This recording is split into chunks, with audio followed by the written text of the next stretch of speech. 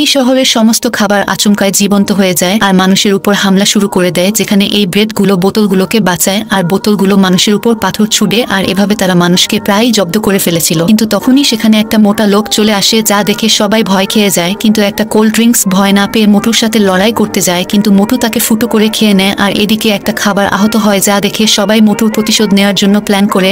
আর donut তার বড় মুখ খুললে সসেজ নিশানা করে একটা চামচ ছুট, কিন্তু সেটা গাছে গিয়ে লাগে। তারপর ওই দড়িতে করে সবাই মোটুর কাছে গিয়ে তার হাত বেঁধে দেয় আর সসেজের ইশারায় তার কদবেল ঘুরিয়ে দেয়, যে কারণে মোটু জোরে চিৎকার করলে সসেজ সেই সুযোগে তার মুখে তীর ছুড়ে দেয় আর মোটু ওখানে উল্টে যায়। এরপর খাবারগুলোর সাথে কি হলো দেখতে লাইক করো।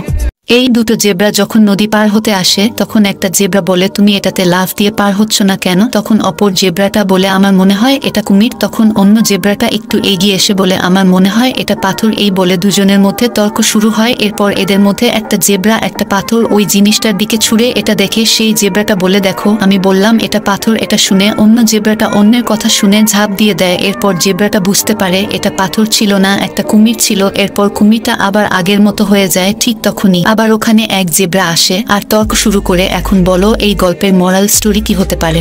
এই মৌমাছিটা উড়ে এসে এই ফুলের মধ্যে 1000টার বেশি ডিম দিয়ে দেয়। এদিকে এই মাকড়সার জাল এতই শক্ত যে তার মধ্যে গুড় জড়িয়ে যায়। তখনই একটা উই পোকা যেতে যেতে কিছু গোলমাল বুঝে তার পেছনের পায়ে লাথি মেরে সরিয়ে দেয়। তারপর এই দুটো ক্যাটারপিলার কয়েক ঘন্টা ধরে হাত মেলায়। তখনই একটা পিঁপড়ে কোমর দুলিয়ে যেতে গেলে তার অলংকার খুলে ভুঁড়ি বেরিয়ে যায়, যা দেখে এই ক্যাটারপিলার গুলো দোকানিদের দোষ দিয়ে দেয়। আর এই বুড়া মাকড়সা অনেকদিন একা থাকার পর একটা মাছিকে দেখতে পেয়ে রোমাঞ্চ শুরু করে দেয়, যা দেখে এই পিঁপড়ে গুলো মেয়ের ছদ্মবেশে দল বেঁধে নাচতে শুরু করে দেয়। আর এভাবেই অদ্ভুত দুনিয়ার সমাপ্ত হয়।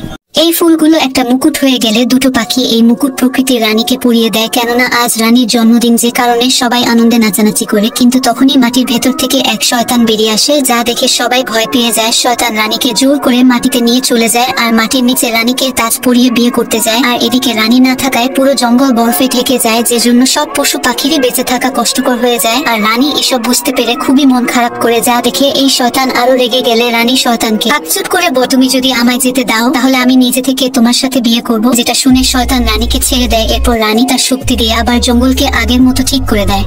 একবার এই কবর থেকে একটা কঙ্কাল বেরিয়ে আসে, কিন্তু সে যখন ওঠে তখন দেখে তার একটা পা নেই। এক কুকুর তার পা নিয়ে নিয়েছে। এটা দেখে কঙ্কালটা কুকুরের কাছ থেকে পাটা নিতে যায়, কিন্তু কঙ্কালের একটা পা না থাকায় সে হুটোচ খেয়ে পড়ে যায়। এটা দেখে কঙ্কালটা একটা বুদ্ধি বের করে তার হাতটাকে খুলে পায়ের জায়গায় লাগিয়ে দেয়। এরপর কঙ্কালটা কুকুরের পিছন পিছন তার পা আনতে যায়, কিন্তু তখনই আবার একটা পাথরে পা আটকে পাহাড় থেকে গড়িয়ে গড়িয়ে ছিন্ন ভিন্ন হয়ে মাটিতে পড়ে। এরপর কঙ্কালটা তার নিজের হাড্ডিগুলো জোড়া লাগাতে শুরু করলে কুকুরটা তার সব হাড্ডিগুলো নিয়ে পালিয়ে যায়, কেননা কঙ্কালের খুলিটা একটা পাথরের সাথে আটকে গেছে।